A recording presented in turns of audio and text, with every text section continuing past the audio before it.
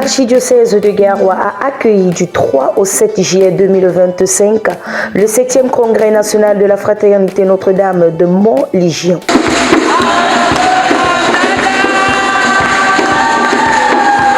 Placé sous le thème « Devenez tous apôtres de l'espérance », bon nombre d'activités ont meublé ce congrès, à savoir des enseignements, des prières pour les défunts, le renouvellement du bureau, la visite aux prisonniers, ainsi que les messes, pour ne citer que cela.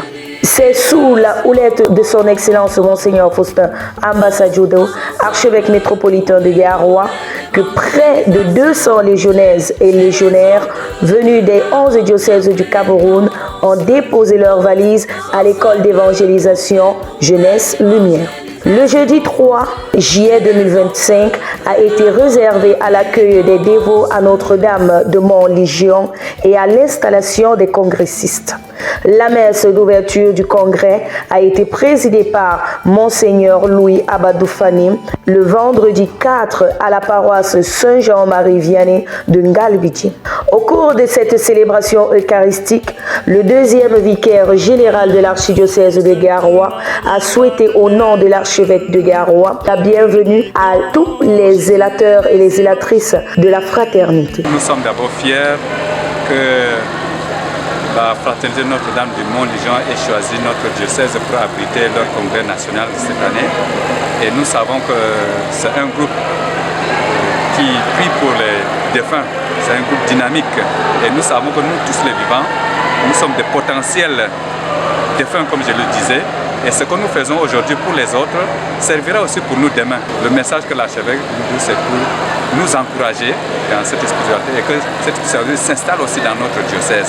La messe pontificale de clôture présidée par Monseigneur Bruno Ateba Edo, évêque du diocèse de Maroua Mokolo, a permis la consécration des nouveaux membres et le renouvellement des vœux des plus anciens. Dans une homélie vivifiante, le prélat a interpellé les dévots à être des témoins vivants de la lumière dans la société en étant un sel. Il a également montré l'importance de ce mouvement dans le processus de sanctification des défunts. Le berger du diocèse de Maroua Mokolo bénira par la suite la nouvelle coordination et leur donnera une charge très précise d'élargir la fraternité dans les 26 diocèses dont compte le Cameroun. Action de grâce au Seigneur et merci pour tous les membres de Notre-Dame de Montlégion parce qu'ils ont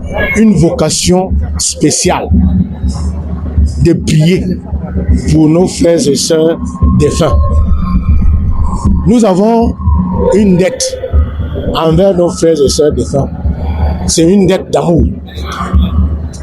Étant membre de cette confrérie, nous devons toujours présenter nos frères et sœurs défunts au Seigneur parce qu'ils ont besoin de la miséricorde.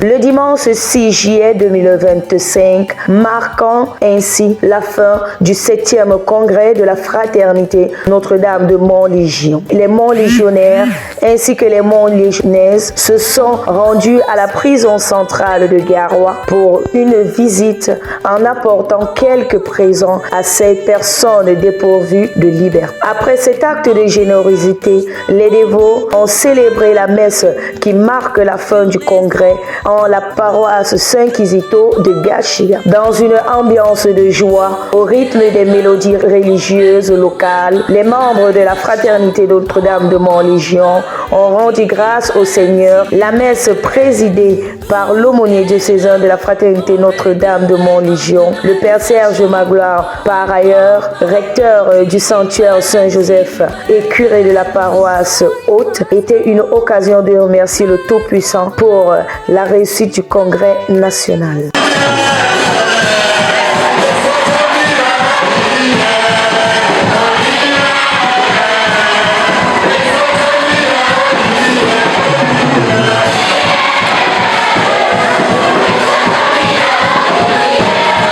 l'envoi en mission du nouveau bureau de la coordination nationale et les photos de famille ont marqué la fin des festivités. Il ne reste qu'à souhaiter un bon vent et un bon retour aux Mont-Légionnaires et aux Mont-Légionnaires dans leurs diocèses respectifs. Et nous avons accueilli le 7e congrès. Et vous connaissez le symbolisme du chiffre 7, la plénitude. Nous croyons donc ici à Garoua, nous accueillons la plénitude de la spiritualité même, n'est-ce pas, de Notre-Dame, la patrie Notre-Dame de Mont-Légion.